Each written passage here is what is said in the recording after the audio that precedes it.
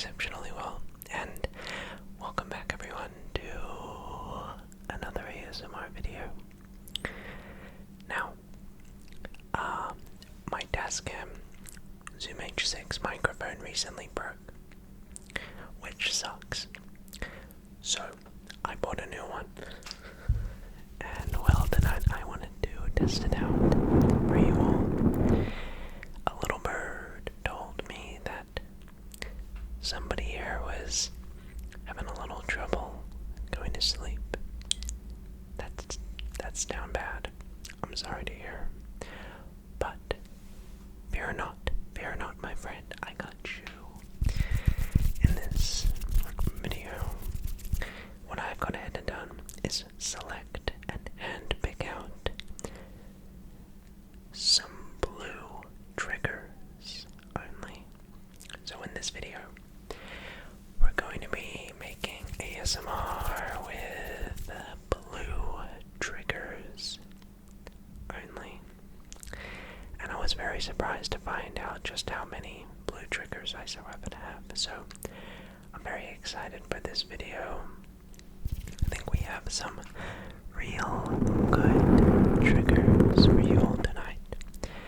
And if by any chance you enjoy this video, find it relaxing, tingly, enjoy, let me know by giving me one of these. And if you like this microphone and would want me to use it in future videos more frequently, please do give me your feedback by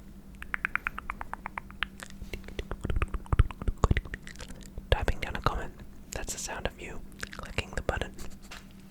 And leave a like on the video. It lets me know you want to see this microphone a little more often, and maybe we can do a little color-coded series for you all, starting off with the blue. But yes, so we're out here in my living room tonight.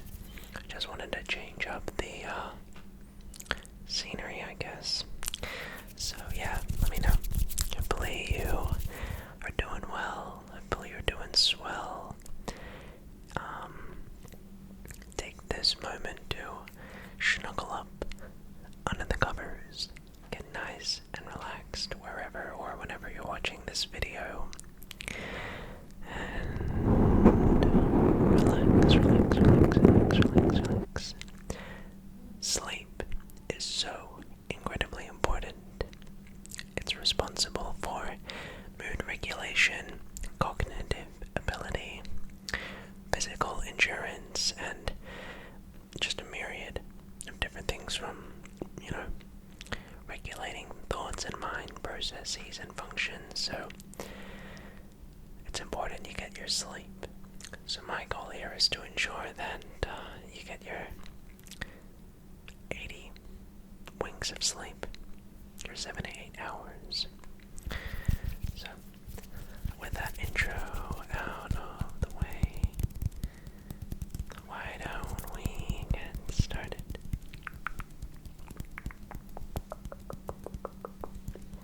Alright, let's begin.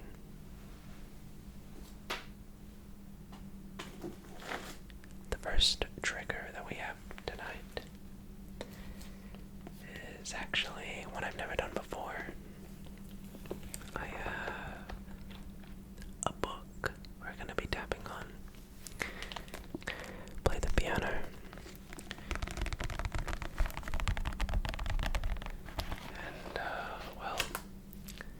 And well, it's just a staple when you're playing classical piano repertoire to have some Beethoven on you.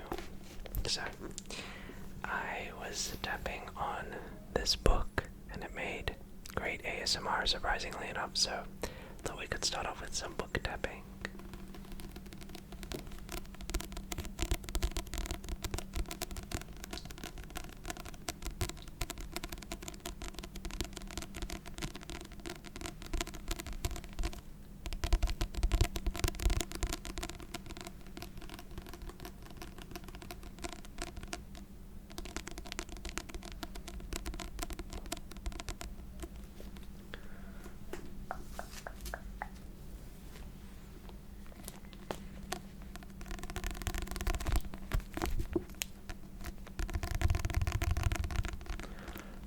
Beethoven wrote 32 piano sonatas whilst he was alive.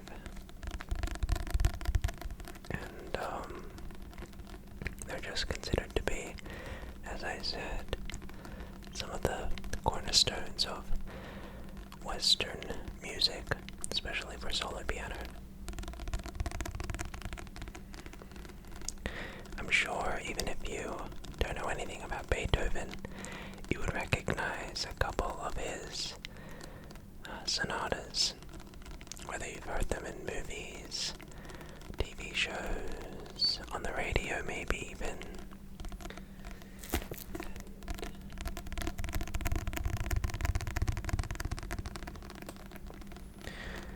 I really like Beethoven's music a lot.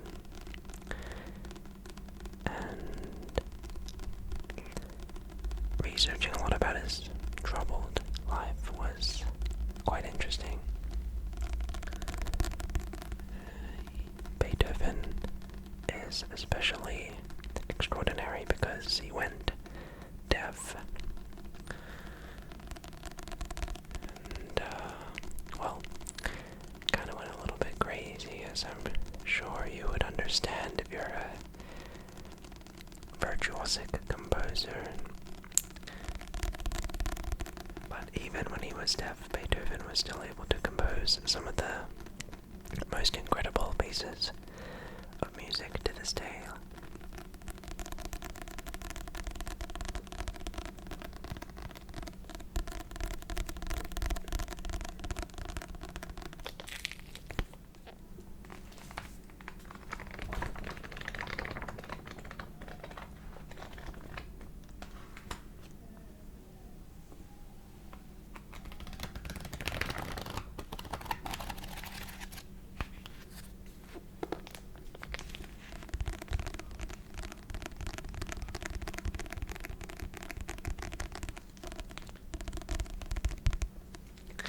So,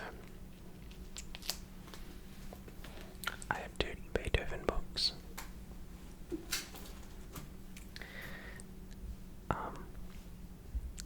This is the 2nd edition of his Piano Sonatas, Volume 2, and this book is a lot chunky.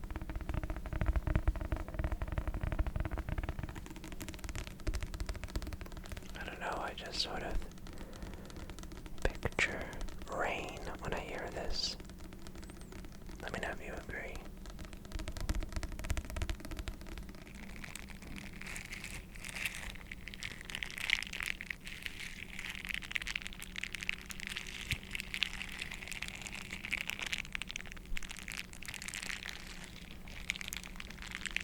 And I reckon that these make just some really satisfying crinkle sounds.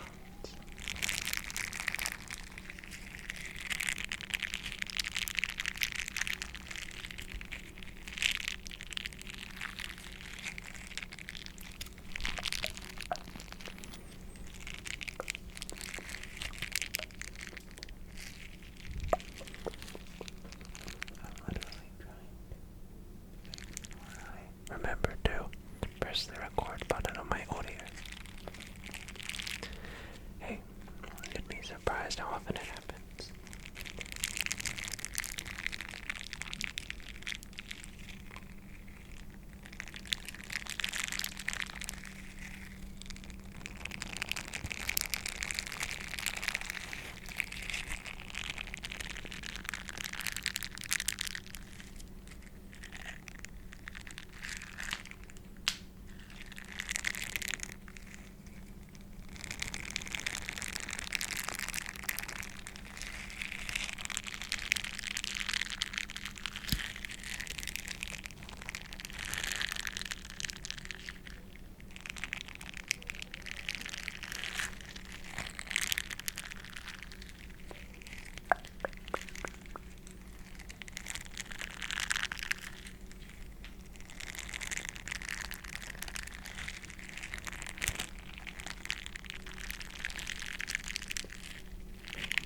Unlike the previous trigger, which sounds like, I guess, water hitting maybe rain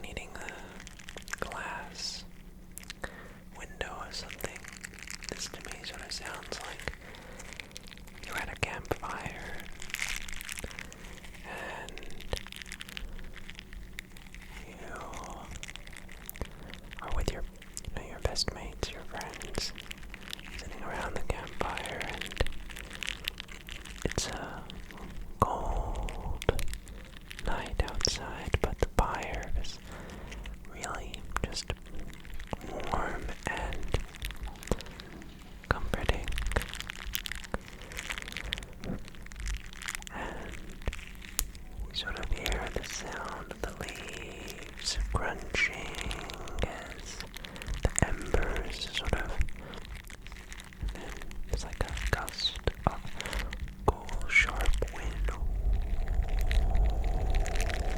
And the flame sort of like dances for a second as the wind moves it. I don't know, I'm a big fan of sort of imaginative storytelling.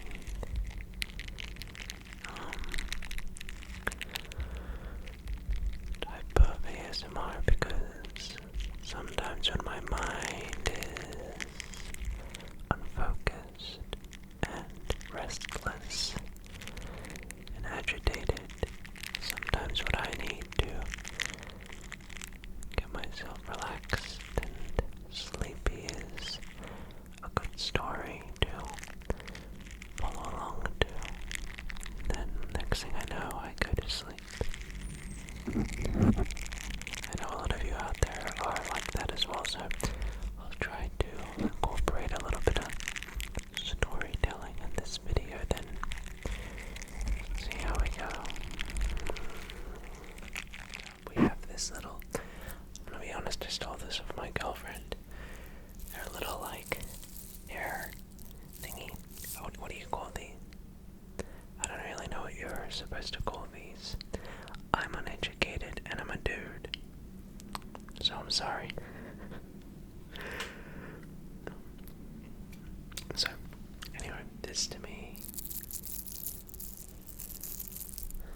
Let me know down below what doing is. Crackly, crackly, crackly, crackly, crackly,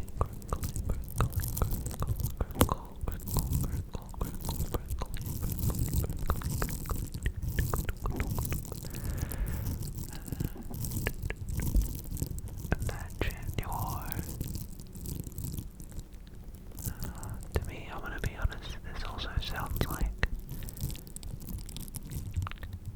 fire crackling on an ember. So imagine you're on a holiday with some friends and you're kind of cozying up by the fireplace. In Australia we have something called damper, which is it's like an indigenous I guess snack or dessert treat sort of thing. And apologies in advance if I'm a little bit uneducated, but to my memory, when I had damper as a kid on my high school trips, damper is essentially like you get dough and you take the dough, you sort of like mold it around a stick that you find just anywhere in the bush, and you sort of fit that dough around that stick in any way you like. And then what you do is it's almost like a marshmallow really, you sort of skew with the dough and you place that dough over the embers of a fire, and you just let that soak up all of that smoke and the fire and the eucalyptus into that damper, into that dough, and it gets nice and smoky and really just soaks up all of those natural Australian fauna and flora. Anyway, and you let that sort of sit there in the fire for a bit, and it sort of, it gets that beautiful golden brown sort of color and char to it. You don't want it too burnt, but you don't want it too raw. You don't want it to be too dark or too light. You just want it that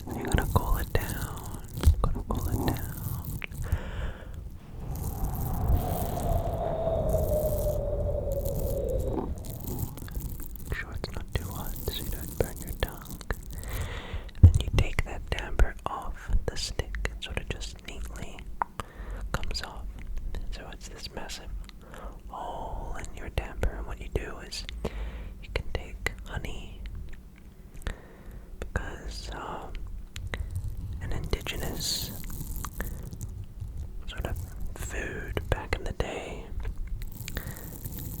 was honey. And so back in the day they'd have somewhere some honey. You get the honey and you sort of pour that into the piping hot damper, that golden brown sort of doughy damper that's nice and cooked. And that honey just sort of soaks into the damper, and then you eat that. And it is really amazing. So next time you're in Australia, go get yourself some damper, put some honey in it. Or really, next up we have a good old friend of the channel, Mr. Seal. You can see he's really just a beautiful specimen. I mean, really. You can see that he's got these super sparkly glitters on him. Wow, isn't he? Aren't you just amazing? And he's looking very fresh in the light here. Very sparkly today, Mr. Seal. And it's kind of funny to say that and be nice to him, and then I just sort of squish him to get that crinkly sound. Sorry about that. But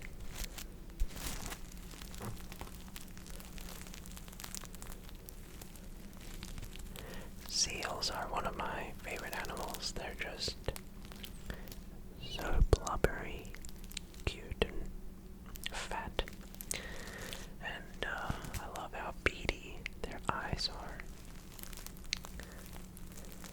And I sort of relate to the seal a lot. Sort of one of those like mood animals, you know what I mean?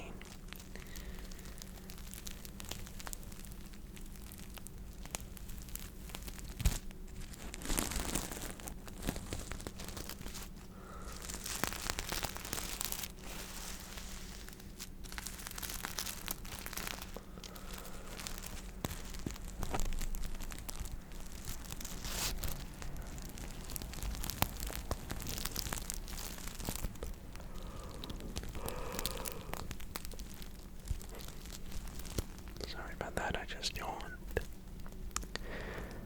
So let's list off the top of our head all of the marine animals in the North and South Poles, where seals, I guess, are native, right? Correct me if I'm wrong. I'm not a marine biologist, but off the top of my head, there are penguins, polar bears, seals. That's pretty much all I know. What other animals would live in the north and southern hemispheres? In the icebergs, the cold environment? Let me know if you know.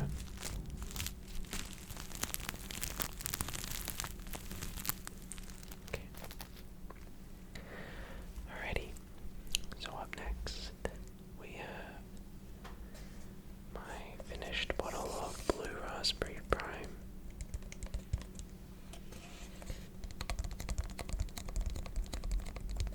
I've had prime before, and if you have, let me know what your favorite flavor was. I've tried pretty much all of the flavors except for the KSI one, the Logan Paul one, and apparently they released lemon flavored prime or something. Kinda cool. So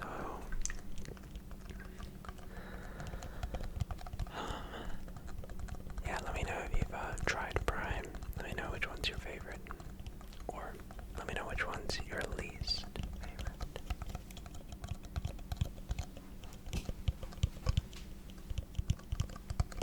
I'll let you know, because I think I talked about this recently in a video, but I was a big fan of the strawberry watermelon one, and hated the Metamoon one, and one. Oh, that one. That one. You do not want to try grape flavored brown.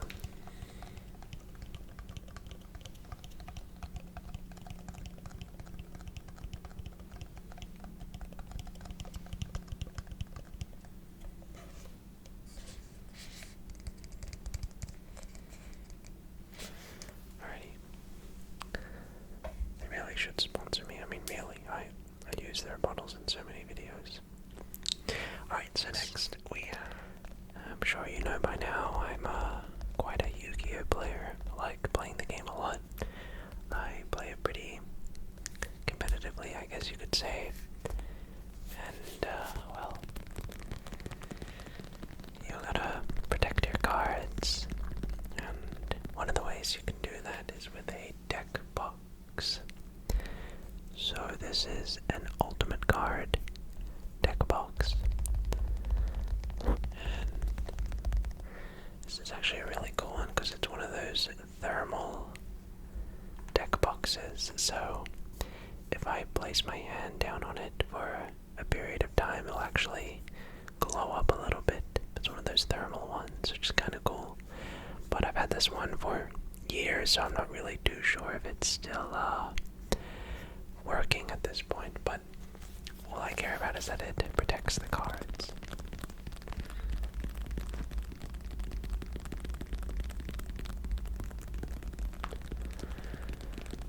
So let's open up this deck box, shall we? Because I know a lot of you have been commenting for more Yu-Gi-Oh card reading and showcasing some cards. So let's see what we got inside.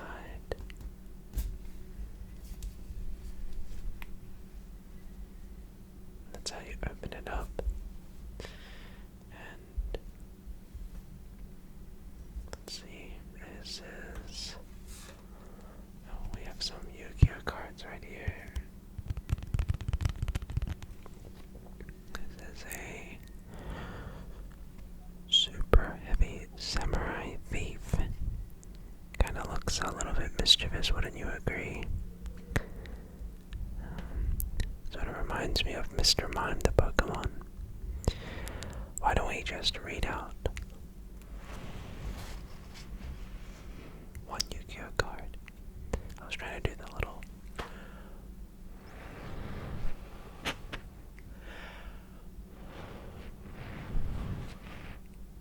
It's not working. Well, anyway, apologies. So let's read out what this card does. If you have no spell or trap cards in your graveyard, you can special summon this card from your hand. After this card was special summoned this way, you cannot special summon monsters for the rest of the turn except super heavy samurai monsters. You can tribute this card and activate one of these effects. Destroy one card in your opponent's spell and trap zone, then you can set the destroyed spell or trap card on your side of the field. Destroy one card in your opponent's pendulum zone, then you can place the destroyed card in your pendulum zone. So pretty neat card here. But really, that's not actually what this deck box is for. I'll be honest with you. This deck box actually holds some of my most expensive Yu-Gi-Oh cards. That being my, well, I play a few different Yu-Gi-Oh formats. I don't just play the modern competitive format. I like playing the Yu-Gi-Oh format that was played in 2011, about over, God, many years ago. You might ask why I enjoy that. Well, the game was a lot slower back then, and some would argue very skillful. So hey, look at that blue sleeves. That's Nice. Anyway, so I like to play older Yu-Gi-Oh formats just to keep the game fresh, keep the game interesting, and make things, change things up every once in a while. Before someone comments it, I will get out what I believe to be the most expensive card in this deck box so I can show you it. It would most likely be either this one, or let's see, it might be over here. Let me check.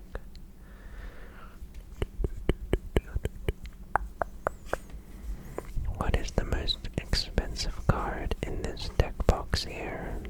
Probably.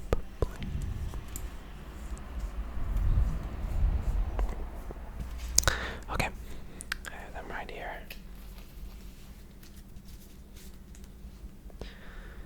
The most expensive cards in this deck box would either be a first edition printing of Monster Reborn from Legend of Blue Eyes White Dragon, which was printed like 25 years ago. That card would probably be around $800 to $1,000 US, but maybe even more so expensive would be my Ghost Rare First Edition Black Rose Dragon. And this card is in near mint condition. It'd probably be around $1,000 to $1,500 US. So, I know, cardboard, right? You'd have to be crazy to spend money on cardboard, but what can I say? It's a passion of mine. Well, thank you for coming to my TEDx talk.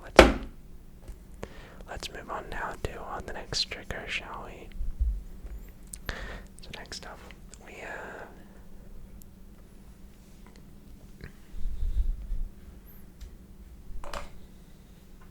some mermaid brushes.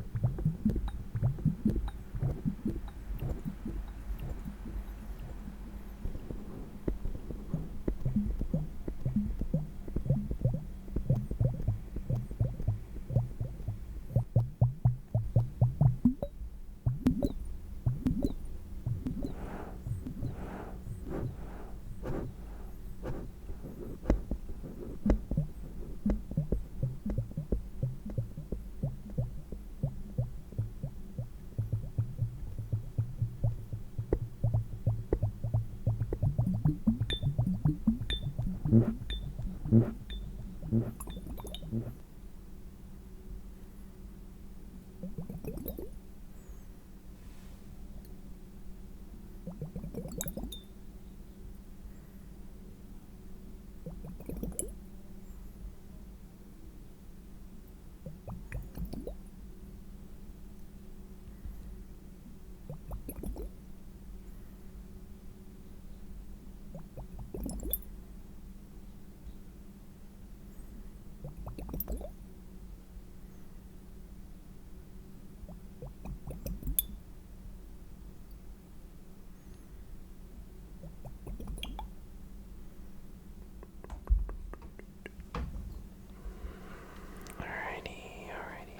how we all doing? Hopefully we're enjoying ourselves. Sorry about that. Thought I had a important text.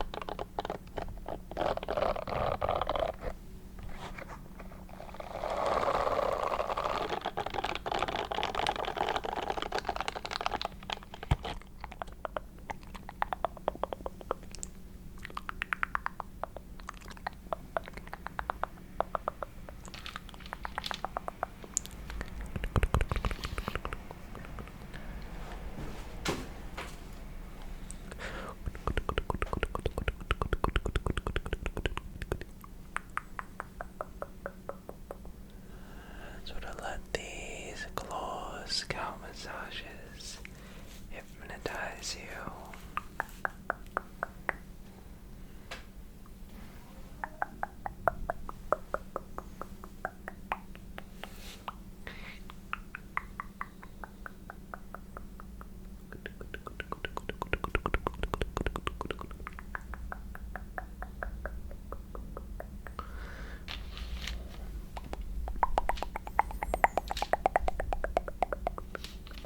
So much for watching this video. Have a great rest of your night.